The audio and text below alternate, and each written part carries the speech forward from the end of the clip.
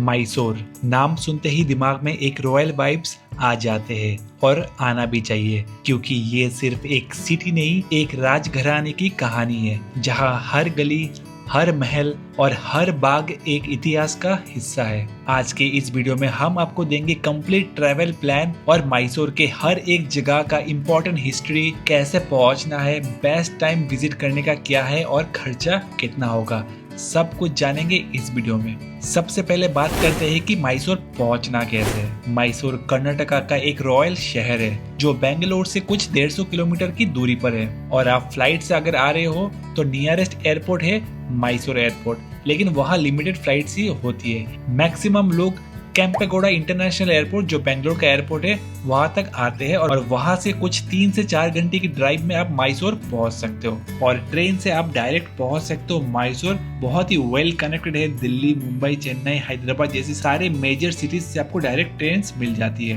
बस या self drive भी काफी पॉपुलर ऑप्शन है यहाँ पर, स्पेशली अगर आप बेंगलोर या कुर्ग के साइड से ट्रेवल कर रहे हो मैसूर के लिए, जैसे हम लोगों ने किया था। क्योंकि लास्ट के कुछ वीडियोस ने आपने देखा ही होगा, हम लोग कवर किए थे कोयम्बटूर, ऊटी, वायनाड, कुर्ग, और आज रवाना हुए कुर्ग से मैसूर के लिए। तो आप चाहो तो ये पूरा सर्किट टूर आप प्लान कर सकते हो, कोयम्बटूर से स्टार्ट करके लास्ट में मैसूर में आप आकर आपका टूर खत्म होता है। अब बात करते हैं कि बेस्ट टाइम क्या है मैसूर विजिट करने के लिए। मैसूर एक ऑल सीजन डेस्टिनेशन है, लेकिन अक्टूबर से मार्च तक का वेदर थोड़ा ठंडा और प्लेजेंट होता है। साथ ही दशहरा फेस्टिवल भी इसी टाइम होती है, जो मैसूर का बिगेस्ट अट्रैक्शन है। बहुत सारे लोग आते हैं इस दौरान। अप्रैल से अगस्त के बीच वेदर थोड़ा गर्म और ह्यूमिड रहता है, लेकिन बारिश की वजह से आपको पार्क्स और गार्डन्स में फुल ग्रीनरी देखने को मिलते हैं। और मैसूर में घूमने के लिए आपको 2 दिन काफी है। हम लोग सिर्फ एक ही दिन में यहाँ के कुछ टॉप मोस्ट अट्रैक्शंस कवर किए थे, क्योंकि हम लोगों के पास ज्यादा टाइम नहीं था।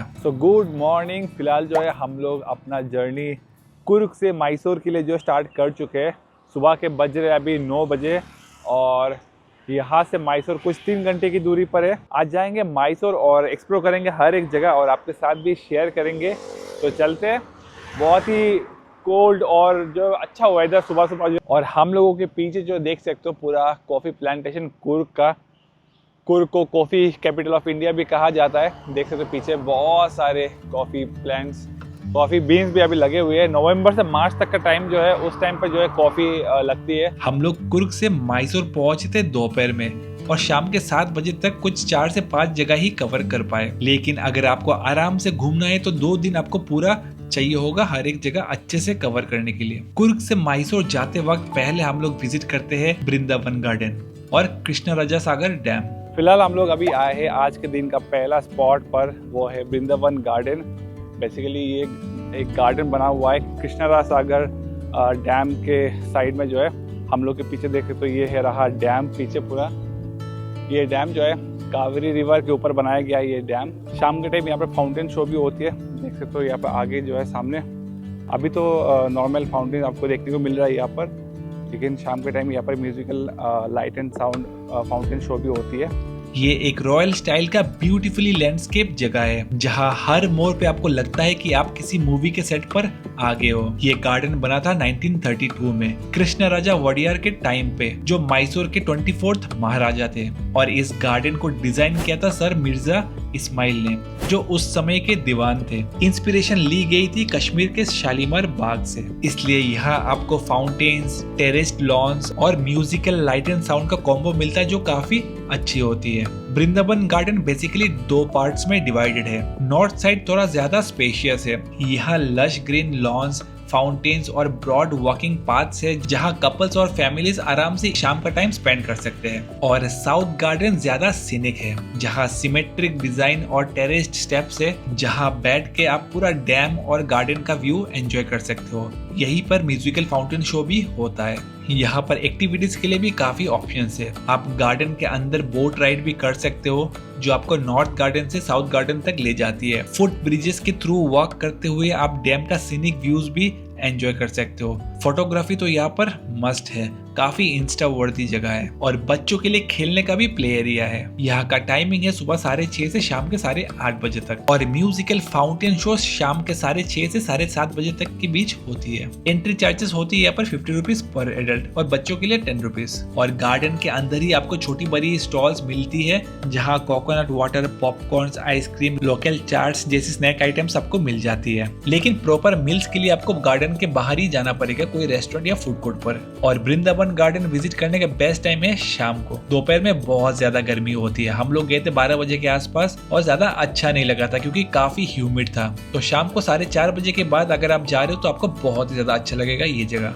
उसके बाद हम लोग मैसूर सिटी पहुंच कर करते हैं लंच इस रेस्टोरेंट पर जो काफी फेमस भी था। और हम लोग ने यहाँ पर ट्राई किया चिकन बिरयानी और काफी अच्छा भी लगा। लंच के बाद हम लोग विजिट करते हैं सेंट फिलोमिना चर्च।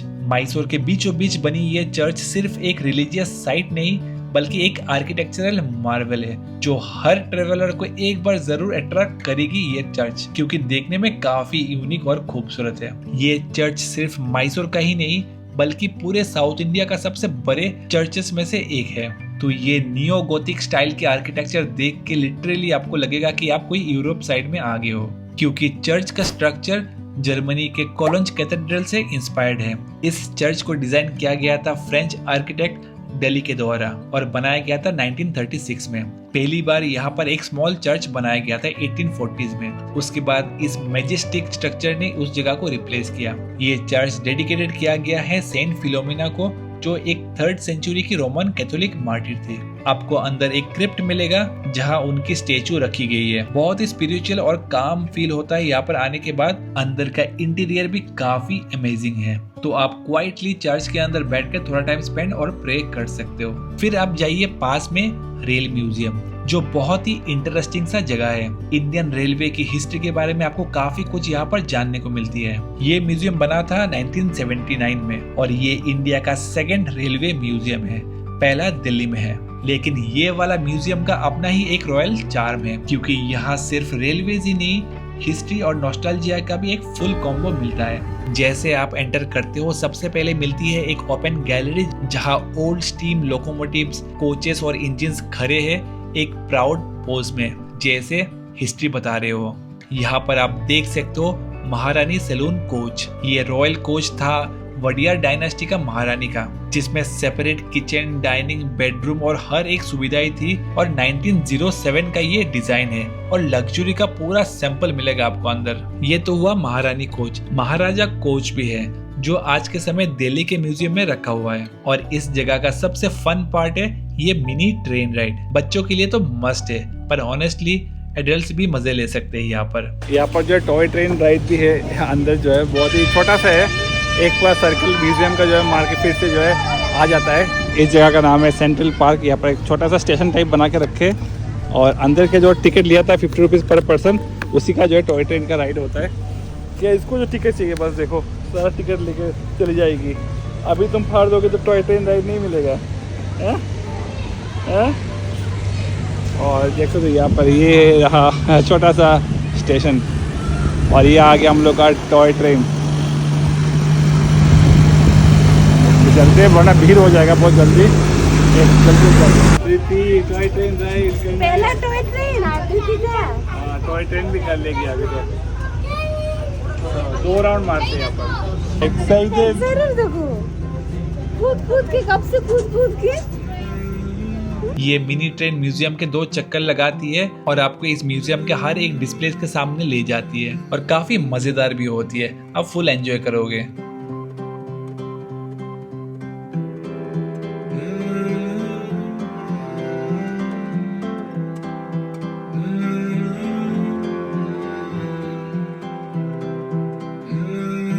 अगर आपको रेलवे इंजीनियरिंग या हिस्ट्री में इंटरेस्ट है तो यहाँ के बोर्ड्स, मॉडल्स और फोटोज जरूर पढ़िए। आपको इंडियन रेलवेज का पूरा इवोल्यूशन समझ आएगा। टाइमिंग से यहाँ जाने का सुबह 9:30 से शाम के 5:30 बजे तक और एंट्री का चार्जेस है 50 रुपीज पर पर्सन। और ये सब जगह देखने के बाद शाम को आप जाइए मैसूर के दिल पर, एक ऐसी जगह जहाँ हर दीवार कुछ कहना चाहती है। मैसूर का महाराजा पैलेस यानी अंबा विलास पैलेस, जिसे हम जानते हैं मैसूर पैलेस के नाम से, ये सिर्फ एक टूरिस्ट स्पॉट नहीं बल्कि एक जीता जागता इतिहास है जो आपको 500 साल पुरानी शाही कहानियों का हिस्सा बना देता है। ये पैलेस है वडियार डायनेस्टी का और ये आज का मैसूर पैलेस जिसे हम देखते हैं वो बना था 1897 के बाद। जो पुराना वुडन पैलेस एक एक्सीडेंट में जलकर राख हो गया था। उसके बाद ब्रिटिश आर्किटेक्ट हेनरी इरविन को हायर किया गया था और 1912 में ये नया महल बना जिसका टोटल कॉस्ट उस समय का 41 लाख रुपीस था जो आज के हिसाब से तो करोड़ों में होगा। मुझे तो ये तिरुपति का दर्शन जैसा लग रहा है। कोई कम नहीं है दर्शन से ज्यादा। भाई साहब बहुत लंबा लाइन है। यहाँ से एंट्री है, यहाँ से देख सकते हो कितना लंबा लाइन है। सब खाली पैर जाना पड़ता है पैलेस के अंदर, चप्पल बाहर उतार देना होता है। तो बाहर अगर यहाँ पर काउंटर है यहाँ पर रख सकते हो, हम लोगों ने बाहर भी रख दिया। पैलेस का आर्किटेक्चर देखते ही आपका मन खुला का खुला ही रह जाएगा। इस पैलेस को कुछ इस तरह बनाया गया है जहां पर आपको हिंदू, मुस्लिम, राजपूत और गोथिक एलिमेंट्स का जबरदस्त ब्लेंड देखने को मिलता है। अंदर एंटर करते ही आपको मिलेगा दरबार हॉल जहां कभी महाराजा की रॉयल मीटिंग्स होती थी। उसके बाद आता है कल्याणा मंडपा, एक सुंदर मैरिज हॉल जिसका स्टेन्ड ग्लास सीलिंग इतना खूबसूरत है कि लगता है जैसे कि एक रॉयल फेरी टेल्स में आप आगे हो। सब कुछ इतना रॉयल लगता है कि हर कॉर्नर में आपको सेल्फी लेने का मन होगा। एक खास बात है यहाँ के डोर्स और सीलिंग्स में हर दरवाजे पर बारीकी से सुंदर और जटिल डिजाइन, सैंडलवुड और रोजवुड का काम आपको देखने को मिलता है और सीलिंग्स पर गोल्ड लीफ वर्क। एक एक चीज डिटेल्ड आर्टिस्ट्री का मास्टरपीस है ये जगह। और दूसरे फ्लोर पर है महारानी का प्राइवेट चैम्बर जहाँ की ग्लास मोज़ेक और हाथियों के दांत से बनाए गए डिजाइन्स आपको मेस्मराइज करेंगे। लेकिन सबसे ज्यादा खूबसूरत लगता है इस पैलेस को शाम के टाइम देखने में। उस टाइम ये पूरा पैलेस एकदम चमकता रहता है। हर संडे और स्पेशल फेस्टिवल्स के दिन शाम के 7 से 8 बजे तक आपको यहाँ पर नियरली 1 लाख लाइट्स और बल्ब्स से लाइटिंग होती हुई ये पैलेस दिखती है। एक अलग ही खूबसूरत एक्सपीरियंस होता है देखने में। लेकिन हम लोग नहीं देख पाए मैसूर पैलेस की लाइटिंग क्योंकि कुछ रीजन के कारण उस दिन सब कुछ बंद करके रखा था, इवन दो न्यू ईयर का टाइम था। और यहाँ पर एंट्री का चार्जेस है 100 रुपीज एडल्ट के लिए और 50 रुपीज बच्चों के लिए। और सुबह 10 बजे से शाम के 5:30 बजे तक ही आपको महल के अंदर जाने का एंट्री मिलता है। तो कुछ यही सब जगह हम लोग कवर कर पाए मैसूर में कुछ 7 से 8 घंटे में।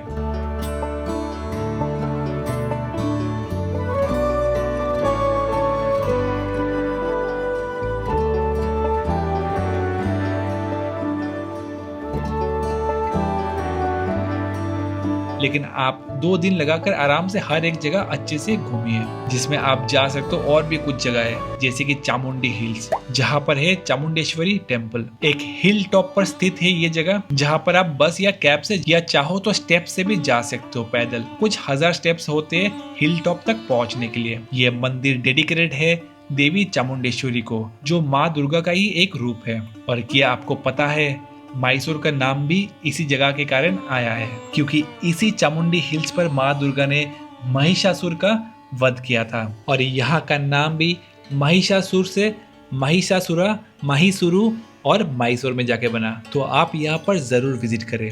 फिर जा सकते हो ललिता महल जो चामुंडी हिल्स के फुट हिल्स में सिचुएटेड है, जो एक जमाने में वीवीआईपी गेस्ट के लिए बनाया गया था ये महल। और ये आज के टाइम एक हेरिटेज होटल है। और यहाँ के यूरोपियन आर्किटेक्चर, व्हाइट डोम और इटालियन मार्बल फ्लोर्स देखने लायक है। आप चाहो तो वहां जाकर एक रॉयल हाई टी एक्सपीरियंस भी एंजॉय कर सकते हैं। उसके बाद आप जाइए जगमोहन पैलेस जो एक समय वडियार के राजा का टेम्पररी रॉयल रेसिडेंस था। आज के टाइम इस जगह का नाम है श्री जयचामराजेंद्र आर्ट गैलरी जिसमें राजा रवि वर्मा का ओरिजिनल पेंटिंग्स है। और सिर्फ इंडियन आर्ट्स ही नहीं, इटालियन, डच, मुगल एरा की पेंटिंग्स भी आपको यहाँ पर प्रिजर्व किए हुए दिखेंगे। अगर आप एक आर्ट लवर हो तो ये जगह आपको काफी पसंद आएगा। उसके बाद आप चाहो तो जा सकते हो मैसूर जू भी जो 1892 में एस्टेब्लिश हुआ था और आज भी क्लीनेस्ट और बेस्ट मेंटेन्ड जू में गिना जाता है। तो अगर आपके साथ बच्चे हैं तो उनको बहुत पसंद आएगा। तो ये सब जगहें आप मैसूर में घूम सकते हो 2 दिन में। और अगर खर्चे की बात करें तो कुछ इस तरह होगा। होटल्स मैसूर में ऑन एवरेज आपको 1500 से 2000 में काफी अच्छे होटल्स मिल जाएंगे पूरे सिटी एरिया में। और घूमने के लिए आप एक 1 डे का टैक्सी भी करा सकते हो जो आपको 1500 से 2000 में एक दिन का साइट सीइंग टूर करा देंगे। आप चाहो तो नॉर्मल ओला उबर भी कर सकते हो या एक ऑटो से भी घूम सकते हो या स्कूटी या बाइक रेंट भी कर सकते हो घूमने के लिए। और अगर आप चाहते हो मैसूर के साथ कुछ और जगह ऐड करने का अपने ट्रिप में, तो आप मैसूर से ऊटी के लिए जा सकते हो, जिसके लिए आप हम लोगों का ये वीडियो जरूर देखें, जिसमें आपको सारी जानकारी मिल जाएगा ऊटी के बारे में और कितना खर्चा आएगा ऊटी घूमने के लिए। या अगर आप सर्किट करने का प्लान बना रहे हो हम लोग जैसे लाइक ऊटी, कुर्ग, वायनाड और फिर मैसूर, तब आप हम लोगों के ये सारे वीडियोस देख सकते हो, जिसमें आपको हर एक जगह की जानकारी आपको डिटेल में मिल जाएगा इन वीडियोस में। और अगर कुछ सवाल और भी मन में रह गया हो तो कमेंट में जरूर पूछ सकते हो। मिलते हैं आपसे नेक्स्ट वीडियो पर। Till then take care, stay safe, bye bye.